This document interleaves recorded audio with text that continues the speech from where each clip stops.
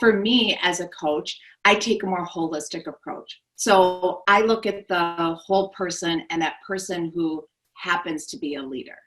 And for me, when I went through my training as a coach and I furthered my training with coaching, the reason I went into coaching is I thought, I really am a good listener, and I think I give pretty good advice. And what I learned through the process is that coaching has nothing to do, it's about listening. You need to listen, but it's not about advice. It's this belief that the person with whom you're coaching, they have all the answers within them. They know what they need to do. And it's only through the curiosity of your coach, the insightful or the powerful questions that a coach will ask, that you can really get through to what needs to emerge. So part of that is, I don't assume I understand somebody or that I understand the answer to the question unless I truly do.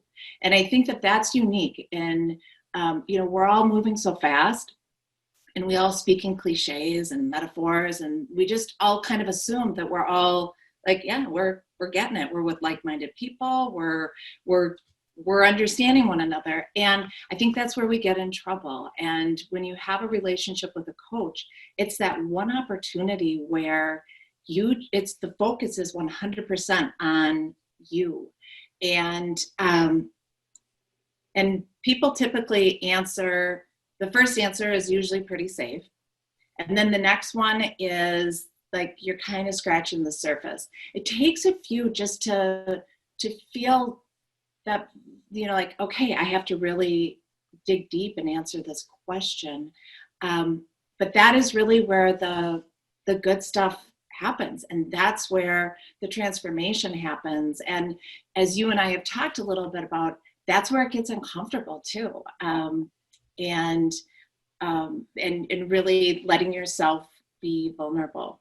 So anyway, I think I might be getting out ahead of myself. I love that. Let's back up a little bit, because I am new to, I know what a coach does, but I know it more in terms of like a manager who's coaching their staff or a mentor who's coaching.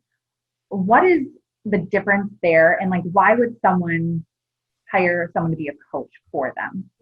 There's a lot of different reasons why people come to coaching. And I think that one of the biggest reasons right now that I'm seeing that people are coming to coaching is that there's overwhelmed. There is this universal collective feeling of overwhelm. And that can come, and especially, so then with leaders are feeling very overwhelmed. So either they're feeling burnt out, they're feeling like they're struggling with a team member or a colleague. They're maybe struggling with their own time management. And that one's tricky because as a leader, you're supposed to have your shit together, or perceived. And, they struggle, we all struggle with the same things. And it involves discipline and trying new things. And so there's that. And then there's the imposter syndrome. There's this deep fear of being found out, that we might not be who people think that we are. And that one, boy, that is a male issue. That is a female issue. That is just something that people struggle with. And that comes from judgment of yourself, judgment of others, or judgment of a situation. So there's, that's kind of the common thread in all of it, is that judge voice that we all have in our heads.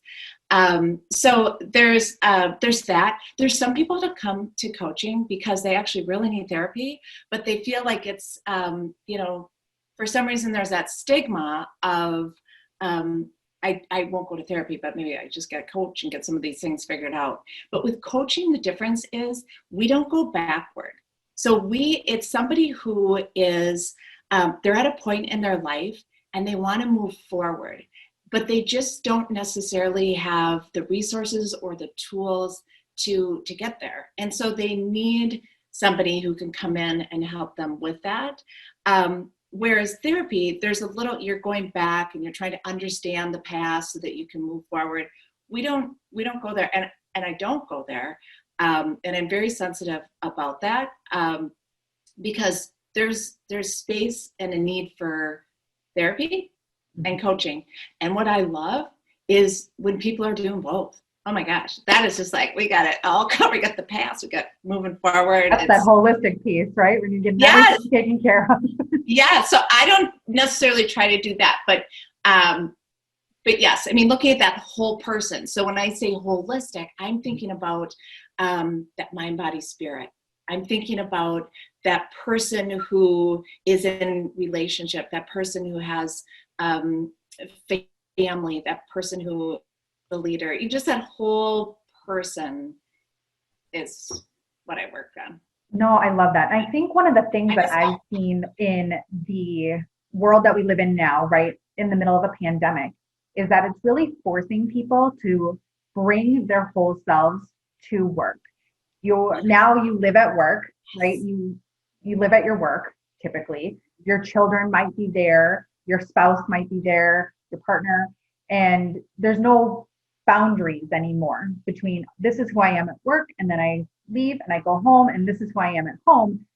You're really bringing your whole self to work. And I think that's also leading to that overwhelm. You mentioned that people don't know how to compartmentalize anymore. That juggle is there and it's just constantly adding more and more onto your plate.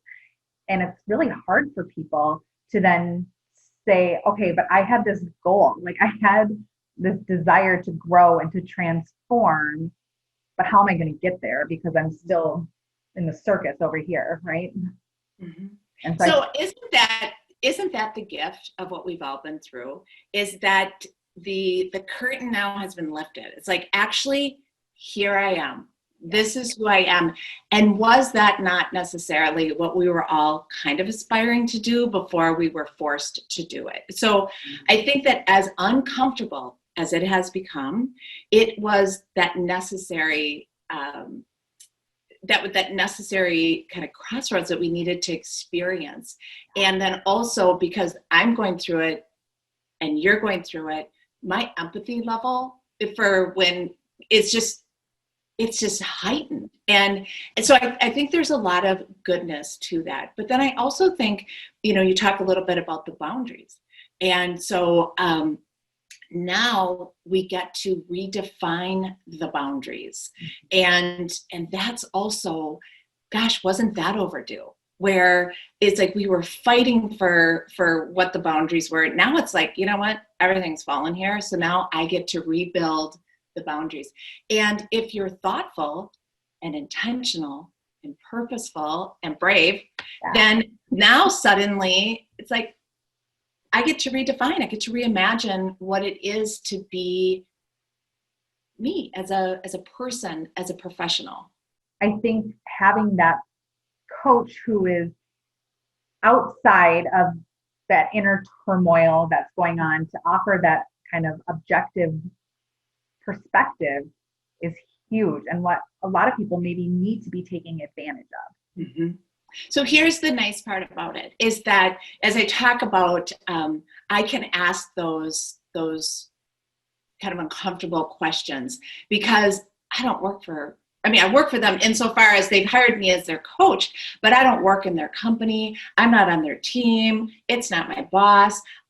I can ask because as a coach, I am really curious and I want to understand, so that hopefully we can start to shine some light on some things that are sitting right there that nobody's really looking at. So that is the benefit of having a coach outside of work, and somebody who is focused just on you. We all have great friends. We all have those dear friends that we go to and we just feel like, oh, that was just so helpful and meaningful. But the reality is that to be a friend, you don't have to be somebody's coach. I mean, there can be, a good friend will listen, a good friend will ask questions, but there's that reciprocity. in a coaching relationship, the reciprocity is that you come committed, you come open, you come ready. Beyond that, we don't become friends. My clients don't know about me and what I did last weekend because there's no space for it. This is you get to be selfish and really focus in on what it is what you need to focus on and what is going to help you move to that next level or that next place that you have a desire to be. I love that. And yesterday when we were kind of chatting, you talked about being able to see those blind spots for somebody that a friend wouldn't necessarily see or really care to push into because you want that friendship. And yes. I think that is where, having a professional coach is really helpful to be able to see those blind spots and offer, a different perspective that really is going to let you grow. If you kind of keep that status quo, nothing's really going to change. And having someone agree with you all the time isn't helpful either. It's not helpful. Let's be real. It feels really good in the moment when someone is like, oh my God, you are so great. Everything you say is so awesome. And also too, like, I'm not beating people up, but I will maybe not call the bluff, but just like, what does that mean to you? So when you say that, what exactly does that mean to you? And oftentimes everyone has a different meaning for that. So I really have to do my own mindfulness practice of remaining open to not have preconceived ideas, or when I'm asking the questions, that it's not that I'm trying to get a certain place, because then that's my agenda. I'm asking questions because I'm trying to understand and help them to understand what they're saying. And oftentimes where it goes, I didn't see it coming. I did not know that. But do you know the difference? So it's almost like that leading questions where it's like, I want to get them over here. And if they could just see what I see, they're going to be so much better. But it doesn't matter what I see. It's what do they see? What are they open to seeing? And that's where we go. It is easy to put your own biases on questions, and that I think is also where the difference between like a manager or a mentor versus a coach comes in too, is like removing some of those biases and just really asking those questions to get you to sit into that uncomfortableness and try to find some comfort in the uncomfortableness, because that is where that stretch happens, that growth can happen, is by just getting to that point. And if you're rushing and rushing and rushing through life and your work, you're never going to get to that point. Whereas if you can sit down with someone whose only goal is to help you get to that point, I mean, that is when magic is going to happen for sure. Yes. And you think too about with managers or leaders within an organization who are coaching their team members. A lot of organizations are going to more of a coaching model. That said, they still have objectives to meet. They still have revenue goals. So it's so yes, there is coaching, and yes, there is more of that coaching mindset, but there actually is an agenda. There actually is, we are all moving toward this goal. Like, let's do what we need to do to get you to come along. And that is all, that's fantastic. That makes me so happy. But to really focus in on you and just have all the other stuff, like, that's all over there. And let's just focus in it's just really such a gift. Love that.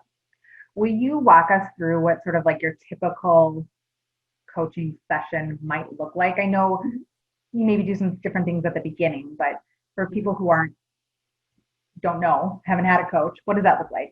Yes. So the first thing that we do is we have a longer session that I call a discovery session. And it's in that session that we really do that deep dive as to where they're at right now. And what comes out of that session is an intention statement. And within that intention statement, that is, I mean, it becomes a living document. So it's not static. It's not like, that's our intention, we're going to move it all the way through. Because that's, as of that, at the onset of the engagement, that actually is their intention. And as we move and as we evolve, that document will continue to change. But that document is really, it becomes also an archive of the work that we've been doing together. And then that provides metrics. So you can see, are we moving the needle here? And so that is, that's a key piece of my process. But then within the sessions are then 50 from then on. And the reason for that is that it gives us time to kind of ease into what needs to be dealt with that day, going through a coaching process and then wrapping up. But it's also, it's short enough so that we get to the work. We, when the session starts, we start with a ritual to signify that the coaching session is now starting. And it's not chit chat time. So we get right into the work. I'll ask if there's something that is distracting them that maybe that they'd like me to know. And then we can just put that aside and it'll be there when we're done. I'm also a yoga instructor. So there's that whole, when you start the yoga class, that, whatever it is, it needs to be set to the side. Do that. It'll be there when we're done. But for now, let's just focus on what we're here to focus on. And then my clients will identify the goal that they have for the session. And so if you notice, I don't identify the goal. They identify the goal. We will talk and debrief on maybe some things that they did in between sessions related to the previous goal. And then we will go through a coaching process. I'll use whatever tools that I think would be useful in order to help them reach that goal. But throughout the session, I will check in and say, how are we doing in terms of getting closer to what your goal was for today? And that does two things. One, we don't then go down rabbit holes. Two, the goal might change just a little bit as we get in. It's not like we get all over the place, but it's not super static. It's like, gosh, you know what? Now that I bring this up, I feel like this would help me get where I need to go. So it's thoughtful throughout. And then we give time to create actionable steps that they're open and willing to do between sessions. And I ask how I can support. And then we end with a ritual to signify that it's over. And then we move on. It stays very professional. And so. I love that. I love that you start and end with a ritual to really just kind of signify the importance of this work and to help someone really kind of set aside those worries. Well, and also too, I really honor their time. Mm-hmm. So there's nobody that I'm coaching that has unlimited time. So they have dedicated. What would that be like? I know, exactly. Oh my gosh. But so they have dedicated this time. And just like, again, I'll use the yoga analogy. If you have a yoga instructor where you know that they always get you in and out of there when they said that they would, and that your final Shavasana actually you can do the full 5 to 7 minutes because you will still get out on time, that also helps eliminate stress. It's just like, I will be in charge of the time. We will be done as we said we would be. And so to keep the process and the session going so that we can honor that and they can leave knowing that they've gotten what they needed that day. How do people find you if they want to connect with you? Well, they can find me at Maureen at leadershipdelta.com and LinkedIn. I would love to connect with anyone on LinkedIn. Anyone who wants to have a conversation, I would be open to that. Coaching, if I was not a good fit for them, I have a great network of coaches that I could connect them to. And yes, thank you for this opportunity and for the conversation. Oh, thank you so much. All right, everyone, stay tuned for our next episode, but I hope you enjoy this and reach out to Maureen, and we will talk soon. Bye. Take care.